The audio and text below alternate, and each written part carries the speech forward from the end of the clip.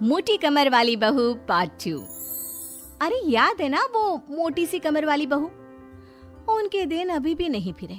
वो फिर एक बार अपनी कमर को लेकर चर्चा में है। कैसे? देखिए।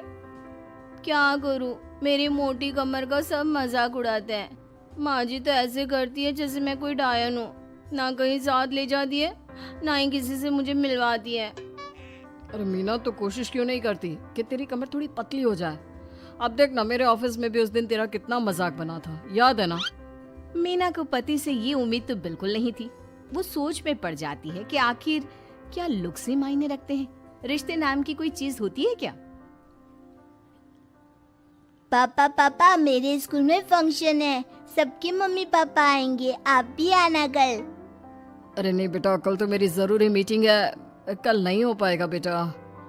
अरे मैं हूँ ना, मैं आ जाऊंगी। क्यों? नहीं नहीं माँ, तुम रहने दो।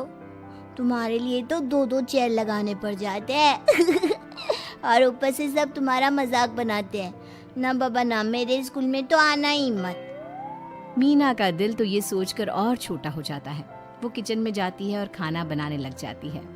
खाना बनाते बनाते उसे मुन्ने के जोर से रोने की आवाज आती है। अरे क्या हो गया मेरे बेटे को? मेरा बच्चा गिर गया है। कितनी बार कहा है कि भागा दौड़ी ना किया कर। मीना जल्दी से बच्चे को उठाती है, उसे कमरे में ले जाती है और सुला देती है। माँ, कल मैं गिर गया था तो किसी ने मुझे नहीं उठाया, सब मुझे डांट रहे थे, लेकिन तुमने मुझे उठाकर यहाँ बेड पर लिटाया। और रात भर तेरी कमर में मालिश भी करती रही। तभी तो मैं आज स्कूल के फंक्शन में जा रहा हूँ, नहीं तो कैसे जाता। अच्छा माँ, मैं जा रहा हूँ। बेटा स्कूल चला जाता है। उधर सास, बहू वो क्या है ना, आज मैंने घर में कीर्तन रखा है। तेरी कमर के कारण मैंने सबको बोल दिया है कि तू मायके गई है। तू जानती है ना कैसे तेरा मजाक बनाते हैं सभी। बहू कुछ नहीं कहती। पर माँ जी, कीर्तन में बैठने का तो मेरा भी मन था। हाँ तो किसी और शहर चली जाना जहाँ तुझे कोई जानता ना हो। वहीं किसी मंदिर में बैठ कर ले लेना हरि का नाम अच्छा जा, जल्दी से काम पर लग जा। मीना को सास की बात पर रोना आता है, लेकिन देखिए किया भी क्या जा सकता है। हमारे यहाँ तो ये रिवाज है ना, जिसका चेहरा अच्छा वो राजा, नहीं तो सब रंग। घर में औरतें आने लगती है, सब एक एक कर कीर्तन में बैठ जाती हैं। अरे मुन्ना जा, तो किचन में मैंने प्रसाद बना कर रखा है, ले आ। अरे क्या क्या कर लेती हो बहन जी, एक तुम्हारी बहू है बस कमर का कमरा बनाए बैठी है। ये नहीं कि ससुराल में रहकर काम काज निपटाए, जब देखो तब मायके की हवा खाने पहुंची रहती है। तभी दूसरी कहती है, मैंने तो घर में मना कर दिया था कि कोई खाना नहीं खाना, बहन जी के घर कीर्तन है, मैं सबका खाना लेकर आऊंगी। लेकिन यहाँ तो लग रहा है कि प्रसाद के भी लाले पड़े हैं।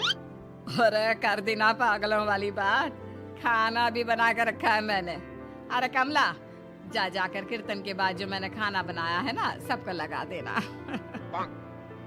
अरे बहू से ज्यादा तो आपके साथ ये कमला ही रहती है। हाँ तो क्या अब नौकरानी से करवा दी थी बेटे की शादी कमला किचन में जाती है, जहाँ बेचारी मीना पसीने से तर खाना पीना और किचन के काम में लगी होती है। कैसी हो भाभी, ऐसी सास के साथ कैसे गुजारा कर रही हो? पता है बाहर कह रही है कि सारा खाना और प्रसाद उन्होंने बनाए हैं। अरे कोई बात नहीं ना कमला, वो क्या है ना, मेरी कमर मोटी है, इसलिए वो मुझे किसी के सामने नहीं ले जा सकती हैं। अरे तो मैं कौन सी सुस्मिता सेन हूँ, लेकिन देखो मेरी सास मुझे कितने गर्व से मिलाती है सभी से। देखो मीना भाभी, आपको सबने ये बता रखा है कि आप अच्छी नहीं हो, सुंदर नहीं हो, लेकिन बात ये कि आपका चेहरा इतना प्यारा है कि क्या कहूँ। पता है भाभी, आपके चेहरे के नूर से तो सारा मोहल्ला रोशन है। मीना को बहुत दिनों के बाद किसी के प्यार के 2 बोल सुनने मिले थे। वो खुश हो जाती है और कमला से दिल से बात करने लगती है। पता है कमला, जब मैं कॉलेज में थी ना, तो एक बार मेरी तस्वीर अखबार में छपी थी। मैं फूलों की प्रदर्शनी देखने गई थी, तो वहाँ किसी ने फूल के साथ मेरी फोटो खींची थी और लिखा था फूल से भी सुंदर। लेकिन अभी भाभी आप ऐसी हो, फूल से भी सुंदर। अरे कमर मोटी है तो क्या हो गया, क्या सब में सारी खूबियाँ होती है? अपनी सास को ही देख लो, ऐसा लगता है जैसे चूल्हे में कोयला जल गया हो। भैया भी माना पतले हैं, लेकिन है तो माँ की तरह काले ही ना। वो तो भला हो भगवान का कि मुन्ना आप पर गया है, गोरा और सुंदर। मीना को कमला की बात समझ में आ रही थी।